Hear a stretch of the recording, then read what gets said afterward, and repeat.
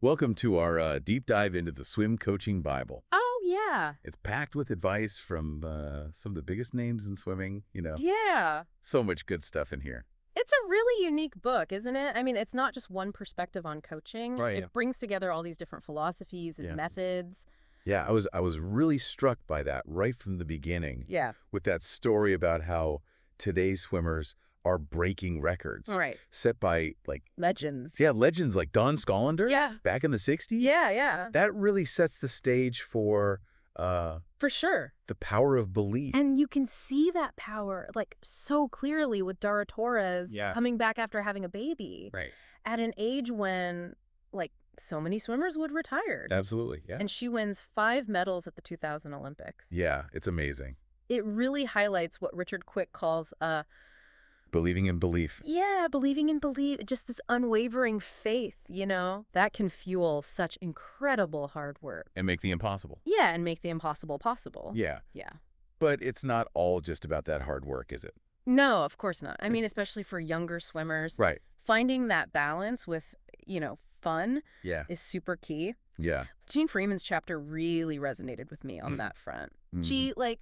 She really emphasizes making practice enjoyable Right. while you're also building confidence. Yeah. And I think that can look different for different age groups, right? Absolutely. I mean, you can't expect a 10-year-old to be motivated by the same things Right. as an 18-year-old. Yeah. For the younger ones, maybe it's those small rewards, Yeah. like stickers, Right. fun relay races, Yeah. keep it light. Yeah. And then as they get older, you can shift to, more team building activities. Yeah. She talks about a big sister program Oh, wow. or even a pentathlon involving all kinds of sports. Yeah. So, you're not just focused on swimming all the time, Right. but building that team spirit, Mhm. camaraderie. I like that. And then Freeman really highlights the importance of positive reinforcement Yeah. throughout, celebrating those successes, Right. encouraging that positive team dynamic. Yeah. That leads really well into Peter Dalen's chapter Oh, yeah. on coaching with integrity. Yeah, such an important topic. It's about more than just ethics, isn't it? For sure. It's about building those strong relationships It is. with your swimmers, their parents, officials, even other coaches. Absolutely. And what's interesting is how Dalen kind of frames integrity as the foundation for those relationships. If you're consistently showing up with integrity, Right. treating everyone with respect, Yeah. that sets such a powerful example for your swimmers. Right. Yeah. Yeah. It creates this culture of sportsmanship that extends way beyond the pool. Yeah. And he talks about Yeah. helping swimmers navigate challenges outside of swimming as well, Totally. like school or family issues. Yeah, it's that mentorship aspect of coaching, Yeah. recognizing that you're not just developing athletes, you're Uh-huh. developing well-rounded human beings. Yeah. Yeah, It's really important. it is. It is. But as your swimmers move up, Right. you're going to need to adjust your coaching style Absolutely. to fit, where they are. And that's where John Leonard's breakdown of the Yeah. competition pyramid, I think, is so helpful. It really is. It's like a roadmap through those different levels. It is. You've got novice, right. age group, Yep. senior, Hmm. and elite. Yeah, and what's so interesting is how he really highlights the distinct Yeah. characteristics of each level Mm. and what it takes to effectively coach Right. swimmers at each stage. And he gives some really concrete examples too, He does. He does. which I found really helpful. Oh, For novice swimmers, yeah. you're laying that foundation. Right. You're keeping it fun. Yeah. When you get to age group, maybe you start explaining the why Yeah. behind your decisions a little more. Yeah. Encouraging them to take more ownership Right. of their training. Yeah. You Exactly. And then when you get to those elite athletes, yeah. it becomes so much more Individualized. individualized, fine-tuning, pushing their limits Yeah. to help them reach their full potential. Yeah. And that leads to, Right. the next big thing, Yeah. building a successful program. Yes. What did you think about Jack Bowrell's chapter Oh, Bauer, yeah. on administration and marketing? Oh, his insights, I think, are going to be so valuable Yeah. for you as you build your program. Mm-hmm. He really stresses the importance of loyalty and stability within your staff. Yeah. He points to those successful partnerships, Yeah. Eddie Reese and Chris Kubik, Yeah. Mark Schubert and Larry Leibowitz. Mm-hmm. These coaches have worked together for years, Yeah. creating such positive, consistent environments for their swimmers. It's not just about the coaches, though. No, it's not. He highlights collaboration with everyone involved. Right. Support staff, fundraising, The whole team. alumni relations. It takes a village. It really does. It's about building that network of support, that community that is so invested in the success of the program. And you can't forget about the team itself. Of course not. Of course not. The team dynamics. Right. Richard Kenny's chapter was so good Oh, yes. for this. What'd you take away from that? Well, he breaks down, these 3 key elements Yeah. of a positive team environment. Okay. And it's a collective bond, Okay. opportunities for mutual learning, Mm-hmm. and a healthy dose of competitive challenge. Right. You got to have that. Yeah, you need that. You need that. And it's about fostering a sense of belonging Yeah. where swimmers feel connected to each other Right. and they can learn from each other. Learn from each other. Yeah, and they can, Yeah. push each other to be their best. Yeah. But Kenny stresses that this doesn't just happen. No, it doesn't. The coach plays a role. The coach is crucial Yeah. in cultivating that environment, Yeah. nurturing those leadership qualities, Yeah. celebrating those individual successes, Right. but also emphasizing the shared responsibility Mhm. and the collective goals. It's about making sure everyone feels valued, Yeah, like they're part of something bigger than themselves. absolutely. And I think, Yeah, that's really essential it is. before you can really maximize each swimmer's potential. And that's where Bill Sweetenham's chapter on talent development comes in. Yes. He advocates for like a much more holistic approach Yeah. that goes way beyond just what happens in the pool. It's about long-term planning, crafting a development model Yeah. that's tailored to each swimmer's ambitions Right. and capabilities, and making sure that everyone involved, Right. swimmers, parents, club officials, It was a whole team effort. yeah, they're all on the same page. I thought it was really interesting how he emphasized What was that? teaching life skills alongside swimming skills. Oh, yeah. Things like, Self-management, right. coping strategies, Yeah. even nutrition education. Yeah. It's about preparing them for success in all areas, not Yeah. just in the pool. Right. Yeah, So important. it is. And speaking of development, Okay. let's move on to planning, All right, the practical stuff. the practical stuff. Eddie Reese's chapter, Yeah. gold mine of information. Oh, for sure. He takes a very practical approach, Yeah. flexible, Yeah. starting with that yearly calendar, Mm. breaking down the training into phases. Manageable chunks. Yeah. Yeah. What I Well- love. Yeah. Was that he shares the weekly format. Oh, wow.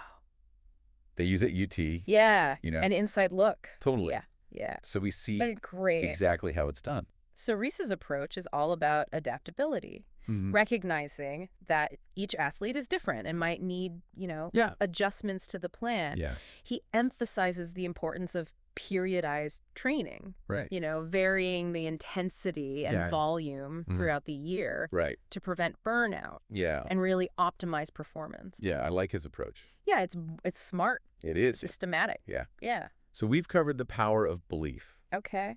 building a positive team environment, Right. and the importance of planning. Mm-hmm. What about the role of What about the role of... science in all this? Oh, yeah. Yeah. That's where it gets really interesting. Yeah. The book dives into biomechanics, Yeah. physiology, That... even competition models, Mm-hmm. showing how science Yeah. can be a powerful tool Yeah. to boost swimmer performance. For sure. Even if you don't have Right. a whole team of sports scientists Yeah. at your disposal, Yeah. you can still learn a lot. You can still learn a lot from this chapter. Yeah. Biomechanics is all about analyzing those like tiny details of technique, Yeah. finding those little inefficiencies that you can correct Yeah. to improve speed and efficiency. I like that. Physiology Yeah. helps you understand how those different training intensities Right. impact the body and how to tailor your training plans to target specific energy systems. Right. They even talk about competition models, Oh, which are basically race plans Yeah. that take into account the swimmer's strengths and weaknesses, Right. as well as the specific demands Right. of the race. So it's not just about going out there and swimming as fast as you can. It's not just about, swimming fast. Yeah. It's about being smart. It's about strategy. About strategy. Yeah. Yeah. And that can make such a difference. Huge difference, especially in those close races Yeah. where every second counts. But coaching is about more than just the science. Elaborate. It Yes. is. It's also about those Yeah. less quantifiable things. The passion. The passion. Intuition. The intuition. That human connection you build with your athletes. Yeah. Derek Snelling's chapter on the art of coaching, Yeah. I think really captures that. Yeah. He reminds us that it's not just about the numbers.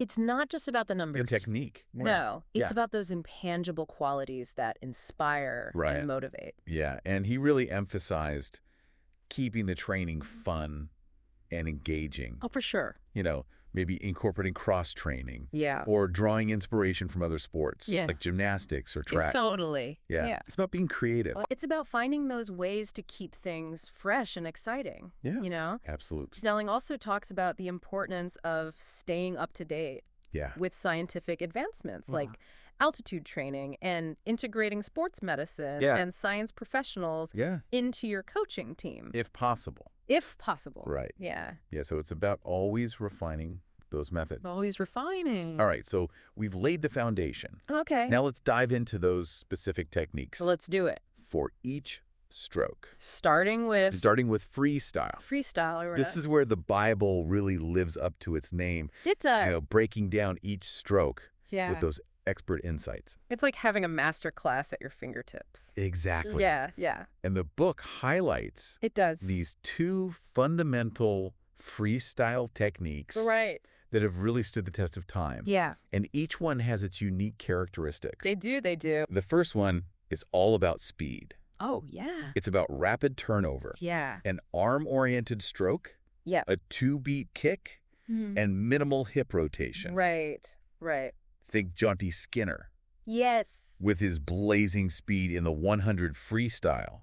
Back in the 70s. Yeah, way back when. Yeah, he was known for that rapid turnover. Yeah. Even incorporating a 4-beat kick Yeah. for those explosive bursts of speed. And for distance. Yeah. This arm-driven style, Yeah. you see it in Kieran Perkins, Steve Yeah. Holland, Yep. Brad Cooper, Yeah. all known for their efficiency in the water. Yeah. Then there's the second technique, Okay. which the book refers to as the traditional freestyle. Yeah. This one's all about power and efficiency. A longer stroke, Yeah. emphasis on the leg kick, Mm-hmm. hip rotation. It's that classic freestyle technique It is. that's been taught for years. Yeah. And for good reason. It's Yeah. been the technique of choice for so many sprint champions. Right. Steve Clark, Yeah. Don Schollander, Yep. Rowdy Gaines, Yeah. Matt Biondi. Yeah. The list goes on. It really does. Yeah. It's so interesting to see how both approaches Yeah. can lead to success. It shows that there's no one-size-fits-all Yeah. when it comes to coaching. Right. It's about finding what works best Yeah. for each individual swimmer. Now on to backstroke. Backstroke. Okay. Brings its own set of challenges. Yeah, it does. The book stresses the importance of maintaining that Right. Yeah. streamlined body position. Streamlined, yeah. You know, head back, Keep that head back. hips high, Hips high. core engaged. Yeah. You know, minimizing drag, Minimizing drag. maximizing speed. Absolutely. And they point out common errors that can disrupt that. Yeah. Letting the hips drop, Right. lifting the head too high, Too high. a weak kick. Yeah. And they provide some great drills They do. to address those things. Like what? Double underwater backstroke, You know, to focus on body position, body position. Yeah. one arm backstroke Yeah. to work on rotation, Okay. and using a kickboard to isolate and strengthen the kick. Yeah. Yeah. What really stood out to me was their emphasis on the underwater butterfly kick Well, yeah. in backstroke. It's become so crucial It really has. for generating speed off the walls, Mhm. maintaining momentum. Right. The book goes into detail about specific drills Yeah. to improve that, Mm. like vertical kicking drills Right. and using fins to build power and efficiency. Yeah. It's all about maximizing that underwater phase to Yeah. gain an edge. Wait, Now, butterfly, butterfly. the stroke that requires power, grace. It's not for the faint of heart. It's not. No, And a whole lot of conditioning. a lot of It conditioning. demands incredible strength That does. and endurance. Yeah, And the book points out yeah. how it's so prone to stroke decay Oh, yeah. when fatigue sets in. Yeah. When fatigue sets in. Yeah. So they emphasize the importance of Yeah. technique-based conditioning, Absolutely. making sure your swimmers are Yeah. maintaining proper form. Even when they're tired, Yeah. so it doesn't fall apart during the race. Right. Yeah. And speaking of technique, Okay. the book breaks down the butterfly stroke, Yeah. into its key elements, Yeah. from the dolphin kick. Powerful dolphin kick. Yeah. Yeah. To the double arm pull, Double arm pull. the flying recovery. The flying recovery, yeah. And they even touch on They do. that front end butterfly, Oh. Yeah. which really emphasizes that front half the front half of the stroke. of the strokes. Yeah. Think of swimmers like Yeah. Dennis Pankratov, Mm-hmm. Michael Klim, Yeah. Ginny Thompson, Yeah. all known for their explosive Yeah. and efficient butterfly. Yeah. Yeah. And finally, Okay. breaststroke. Breaststroke, yeah. Often described as both powerful Like and that. rhythmic. And rhythmical, yeah. One of the interesting things Yeah. the book points out about breaststroke What's that? is the sheer variety of techniques. Yeah. You see? It's a stroke that's so heavily influenced Yeah. by individual anatomy Right. and flexibility. That makes sense. Right, You've yeah. got variations in ankle, Mm. knee, hip flexibility, shoulder Right, flexibility. It's so affecting the range of motion and speed. Yeah. Yeah.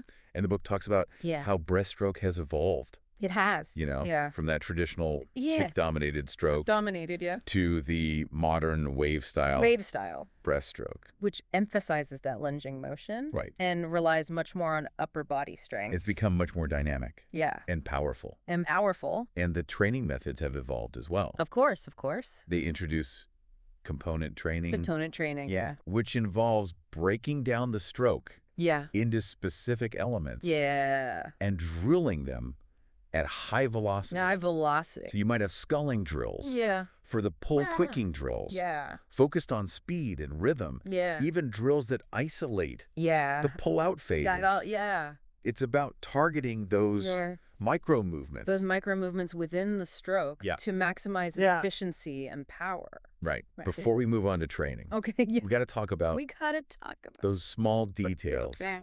that can make all the difference. They can make all the difference. Starts, Yeah. turns, Yeah. finishes, Right. they may seem insignificant on their own, Yeah. but they can be huge in a race. Especially those close finishes. Exactly. Yeah. The book dedicates a whole chapter to these. It does. It does. Breaking down the techniques, Yeah. offering drills to improve efficiency and speed. Right. Just starts. Starts. Yeah. It's all about explosiveness. Off the blocks. Yeah. Streamlined entry. Yeah. Maximizing that underwater phase. To gain momentum. Gain momentum. Yeah. Turns. Require precision and It's speed. precision and speed. Yeah. It's about hitting the wall at the right angle, Right. executing a quick That full push off, yeah. maintaining that streamline Line, yeah. to carry that speed through, Carry that speed through. Yeah. and finishes. Finishes. It's about maintaining speed and power. all the way to the wall. Yeah. Extending that final stroke. Yeah. Keeping that head down. Yeah. Timing that final touch. Right. Perfectly. It's amazing how those small details. They can make or break a race. Yeah. Yeah, they really can. Yeah. Now, are you ready to dive into training? I am. Let's do it. We've covered so much already. Yeah. Power of belief, Mm-hmm. team environment, Yep. mastering those stroke techniques. Right. But there's so much more to explore There is. in terms of training methodologies Yeah. and how to prepare those swimmers for competition. I'm excited to unpack all that, Okay, but I think we'll save it let's save it. for the next part Next part of our deep dive. of our deep dive. Yeah.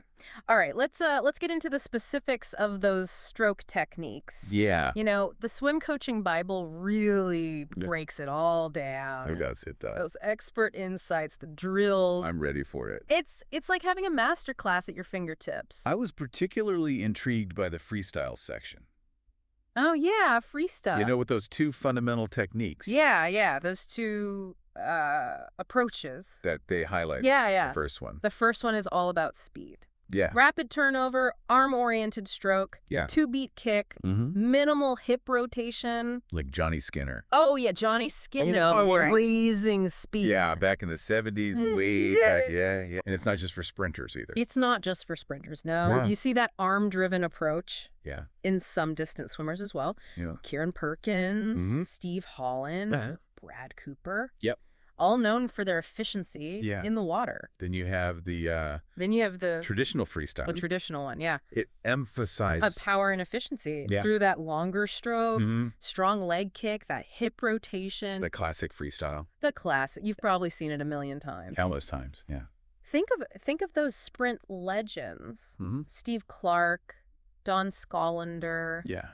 Rowdy Gaines, Matt Biondi. The list goes on. It's a technique that's produced some amazing champions. For sure. And what I find so fascinating is Yeah. how both approaches can lead to success. Yeah. It really shows you there's no one size fits all when it comes to coaching. You got to find what works You got to find what works. Yeah. for each swimmer. For each individual swimmer. And the book doesn't just focus on like the ideal techniques. Right. They also break down like those common errors Yeah. to watch out for. Yeah, like what? Like dropped elbows, Okay. pushing the water down instead of back, Okay. stopping the kick while you're breathing. Oh, right. Those might seem like small things, Yeah. but they can make a big difference I bet they do. in your efficiency Yeah. and your speed And of course, the book wouldn't be complete without without the drills. the drill. All drills. Yeah, to refine those techniques. Gulling drills. Yeah. To improve that feel for the water.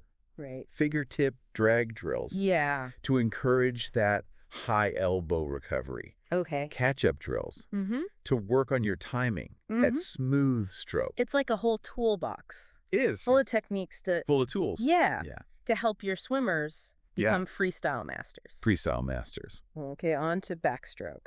Backstroke. Okay. What stood out to you? Well, maintaining that streamlined body position. Yes. You know, keeping that head back, Head back. hips high, Yeah. core engaged, Hips high. Yeah. minimizing drag, Yeah. Minimizing drag. maximizing speed. Yeah. And they highlight those common errors, Yeah. you know, things that disrupt that streamline. Like what? Like letting those hips drop, Oh. lifting that head too high, Too high, right? having a weak kick. Right. And they offer some great drills They do. to correct those errors. Yeah, like Double underwater backstroke to Yeah. focus on body position, Yeah. one arm backstroke yeah, to work on that rotation, right. and using a kickboard to isolate and strengthen that kick. Yeah. Yeah. I thought the section on the underwater butterfly kick was really interesting. Oh, the underwater butterfly kick, yeah. In It's backstroke, become a game changer. it's so important now It is. to generate that speed off the wall. To generate speed off the walls, Yep. maintaining that momentum. Yeah. And the book provides like specific drills to improve it, like Yeah. vertical kicking drills and using fins Yeah. to build that power and efficiency. It's all about maximizing that underwater phase. It is Yeah. to get that edge. Okay. Butterfly, Butterfly. All right. the stroke that requires Power. grace, Yeah. a whole lot of conditioning. It's not for the faint of heart. No, it's definitely not. No. It demands strength, Endurance. impeccable technique. And as the book points out, Yeah, it's so prone to stroke decay yeah, when fatigue sets in. when fatigue sets in, yeah, So they emphasize the importance Yeah. of technique-based conditioning, right. Making sure your swimmers are maintaining that form. maintaining that proper form Yeah, even when they're tired, right, so it doesn't all fall apart in the race. right. And they break down They do. the butterfly stroke, Yeah. you know. Into those key elements. Yeah, the powerful dolphin kick. Yeah. The double arm pull. Double arm pull. The flying recovery. The flying recovery. And they even touch on They do. that front end butterfly, Oh, the front end butterfly. which is Emphasizing that front half of the stroke. that front half. Yeah. Yeah, you see it in swimmers Yeah. like Dennis Pankratoff, Mm. Michael Klim, Ginny Thompson, Yeah. all known for their explosive and efficient butterfly. It's amazing how the Yeah. sport just keeps evolving.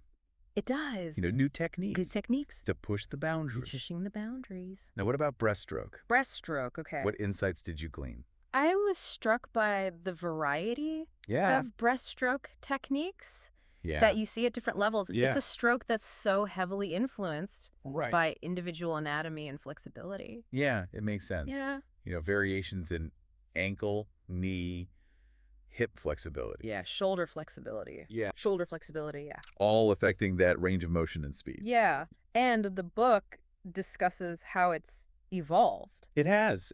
from that traditional Yeah. kick-dominated stroke to the modern wave-style breaststroke. Of style. Emphasizing that lunging motion, Yeah, lunging motion. relying more on upper body strength. Your upper body strength, yeah.